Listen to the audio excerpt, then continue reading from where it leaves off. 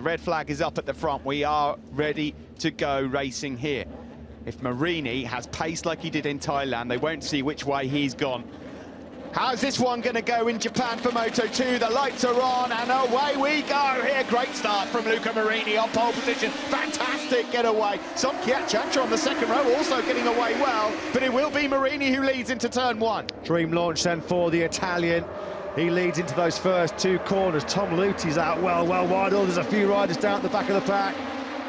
That's Nagashima. Oh, and it's Tulovic, I think, has been caught up in it as well. So Nagashima has just had a complete and utter disaster. Tom Luti up the inside of Jorge Navarro into turn three. Luti was wide on the dirty part of the track coming through turn two. He had a bit of a moment. Out the seat was the Swiss rider. Baldassari up the inside of his teammate Augusto Fernandez at turn three, briefly up the inside of his teammate because he ran a little bit wide. Fernandez just swept straight back on through. Fernandez back in second.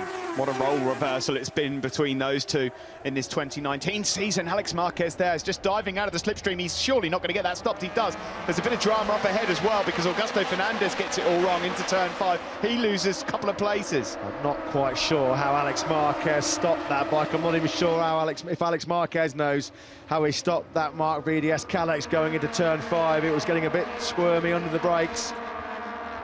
It was Buliga. Blimey, the eyesight's still working, Bertie, every now and again. Oh, well done, mate. Pat on the back for Mr. Burt here in the commentary box. I'll take that one, to be fair. Doesn't happen very often these days. Oh, Marquez out of the seat. Not quite as dramatic as his moment out of victory corner in the rain conditions, but that was another massive scare out of turn 14 for the World Championship leader. Oh, he's trying to battle through again there from Alex Marquez. He's got to be careful. He's got to use his head. He does not want to end up in a gravel trap here today. That was huge. That was huge. That would have seriously rattled his cage. The second I say about riding with his Something just happened in the background there. Brad Binder was cruising, and Sam Lowes has got his arms waving in the air as well. Is Binder in trouble? Sam Lowes has had to retire from this race. I'll be intrigued to see what happened a bit further back a moment ago. Brad Binder, there you can see, look, he's had contact. You can just see from his brake protector hanging off. So what has happened here? Has Brad Binder come into contact with Sam Lowes? Is that the reason why he's fallen all the way back down to 21st? Something's flapping around his right hand as well, isn't it, Brad Binder? Let's pick the bones out of this one. Now he's just gone wide. Oh, goodness me. And then he's been clattered by Sam Lowes. And Sam Lowes, unfortunately... Well, Binder just went wide. Wet grass, there's no grip out there. That grass has been absolutely... Tell you what, Lowes and Binder have got away with that one. They've really got away with that one. Sam Lowes is at full racing speed. Full racing speed. Binder was just wide, trying to go around the outside of his teammate Jorge Martin. Rear tyre onto soft, muddy, wet grass does not work. He was really lucky to get away with that one, Binder. Oh, blimey, now, who's this? Well, that's Xavi Vierge. Yeah, and is that Lecuona? Yes, it is. Iker Lecuona and Xavi Vierge have had a coming together, and Lecuona's down on the deck there. I hope he's okay. Vierge's being helped away. He's holding his wrist. How many times this year have we seen the Xavi Vierge trudge through the gravel trap? It's becoming a familiar sight, unfortunately. He crashed when he was fighting to get back into the top six in Buriram, so the flyaway quartet of races have not gone Vierge's way at all. On board with Luca Marini, looking back to Lorenzo Baldassari. Marini, of course, has won 2 races now. He's never won races back-to-back. Luti's got pace. He's just set the fastest lap of the race, a 1:51.309. He just put a bit of daylight between himself and Marquez. That's brave. That is bold and brave by Baldassari.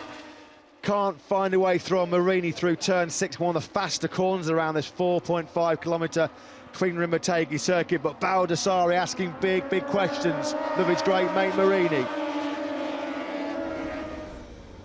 Luti back with the action live here in Japan, and Luti's found a way through on Somkiat Chantra. Luti up inside the top 3 then. He's the man who's had the best pace and rhythm over the last 3 or 4 laps. Not had a podium since Catalunya. Tom Luti and Baldassari gets it wrong into turn 5 and almost goes into the gravel trap. He's done well to stay on. He's done well to stay in second. Marquez has to go up the inside there, the block pass into turn 11. My, this is a proper fight, isn't it? Alex Marquez doing everything he can to stay in there, and Jorge Martin then lumps it up the inside of Marcel Trotter as well. Luthi has not been able to find a way through on Baldassarri, but as soon as I say that, he does just that. Finds a way through. Great move from Tom Luthi. This is as aggressive, as confident as we've seen. And Remy Gardner's gone down. Remy Gardner had dropped to 13th. He's got no pace. He didn't have it, just like in Thailand. The SAG team, they cannot wait to head over to Australia. The SAG team, their morale has well and truly sagged, I think it's fair to say. Terrible day. Nagashima crashing on the sighting lap, didn't even get to the grid. Marquez aggressive on the inside of Fernandez. Well, I tell you what, Augusto Fernandez gives as good as he gets. Yeah, he won't like that. No, he didn't like it. You could see with his glance straight away, a glare through the dark visor, under the dark tunnel in Motegi. Marini will hear him. He's that close. Marini's ears will be ringing with the sound of a Triumph 765cc motor. Here goes Luthi. He did that on Baldassarri, didn't he, at turn number 9? He loves that move at turn number 9. Perfectly executed. Tom Luthi hits the front here in Japan. When was the last time Luthi led a race? It must have been his win. Probably Kota, wasn't it? Yeah. Oh, I mean, do you know what? Marini and Baldassarri there almost both went down. I'm sure there was contact at turn 10 there between the two Italians. Here is Marcel Schrotter. There is Jorge Navarro. He goes through on Alex Marquez. So Marquez has been dropped to 7th now. Yeah, Marquez will know that Fernandez and Bastianini have got good rhythm behind him as well. So it's not a given that Alex Marquez at the moment is going to hang on to this 7th place even. Downhill we go. Luthi looking for his first win and first podium for a long time. Of course, Catalunya, his last podium, his last win was in Texas. Marquez pounces back there on Jorge Navarro. He's made some moves today, Marquez, I'll give him that. He has not been scared to fire that Mark VDS Kalex up the inside of numerous riders. He's engaged with Fernandez, with Luthi, with Schrotter, with Martin. A massive gulf in the speed. Here comes Marini. He thought about this move a couple of laps ago. Is he going to make it stick? Up the inside of Luthi to turn 7. He's through. He is through, and it's a brilliant move because he has the inside line. We saw that earlier in Moto3. He goes through then. Tom Luthi has got to work now.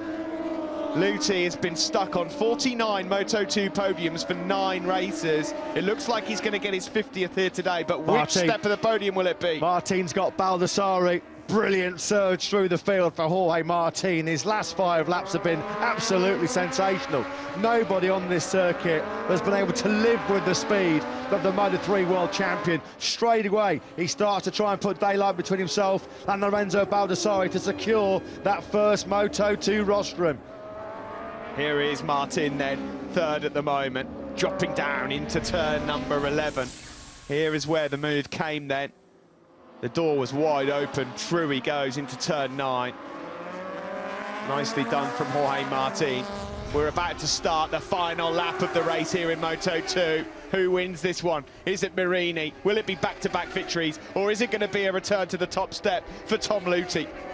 Well, it's been a humdinger in Japan so far in Moto2. Marini runs that wide sweeping line through turns 1 and 2. Got 2 or 3 bike lengths on Tom Luthi as they head down towards turn number 3. It's still Marini in the ascendancy. Can Luthi try and close down an attack on the brakes into turn number 5? That's one of the favoured overtaking hotspots here in Japan. Luthi's not close enough. No, Luthi's going to try and do something maybe into turn 9. He's been so good there, so solid throughout this race. And if it's not there, he'll have one more chance. But at the moment, it looks like Marini has pulled the pin and Luthi doesn't have an answer. Tom Luthi really badly needs these extra 5 points in terms of the championship.